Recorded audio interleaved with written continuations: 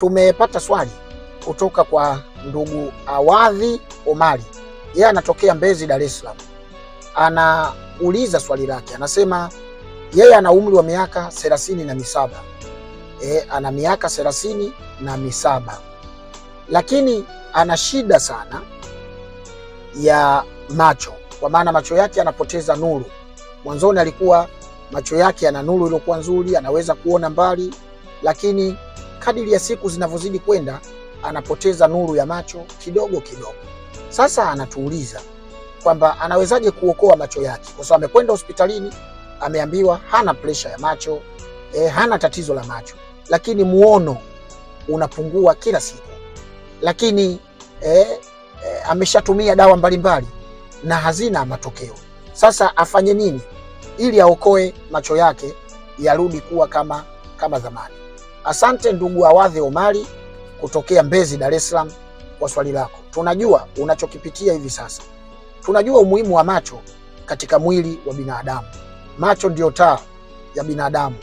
Anapotaka kwenda, basi macho yanampa mwongozo. Lakini pia tunajua umuhimu wa macho ndio kila kitu katika maisha ya binadamu.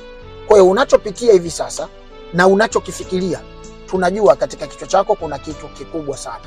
Lakini hayo ni mambo ambayo yanaweza kuwekwa sawa. Fanya hivi: chukua maboga, majani ya maboga, sio maboga, majani ya maboga, yatengeneze supu, yani ya katekate, kisha chemsha.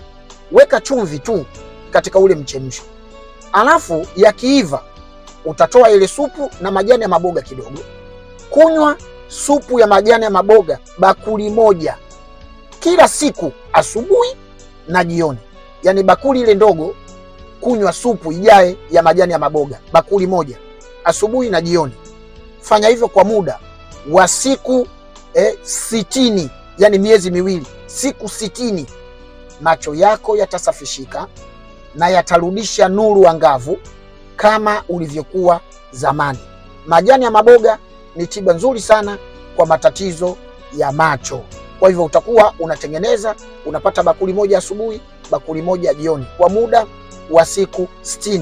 Haya majani ya maboga. Usihangaike na jambo lingine lolote. Ni majani ya maboga, supu yake ni muhimu kwa tiba hii ya macho. Na hii itakusaidia wale ambao macho yao yanapoteza nuru, lakini pia kuna watu macho yao yanawasha sana, basi hiyo inaweza ikaondoa. Lakini pia kuna wengine macho yao yanatoa machozi, wakiangalia kitu fulani yanatoa machozi, wakisoma yanatoa machozi. Ni supu tu ya majani ya maboga bila kuweka kitu chochote katika ndani yake isipokuwa ni chumvi tu, alafu unakula ile supu asubuhi na jioni, bakuli asubuhi bakuli jioni, kwa muda wa siku 60 kwa mtu ambaye macho yake yanapoteza nuru. Lakini kwa yule ambaye macho yake yanapoteza ile hali, yanatoa machozi anaposoma, anaweza kutumia kwa muda wa siku 21, hiyo hali ikaisha. Kama una swali lingine lolote unataka kutuuliza, tuandikie hapo chini swali lako, andika jina lako, sehemu unaitokea na swali lako. Sisi tutaliona nasi tutakujibu. Sisi ni Kimimbi Herbal Clinic, wataalamu wa tiba mbadala. Tunatibu magonjwa mbalimbali ya kibiolojia kwa tiba pamoja na ushauri. Karibu sana kwenye kliniki yetu. Karibu.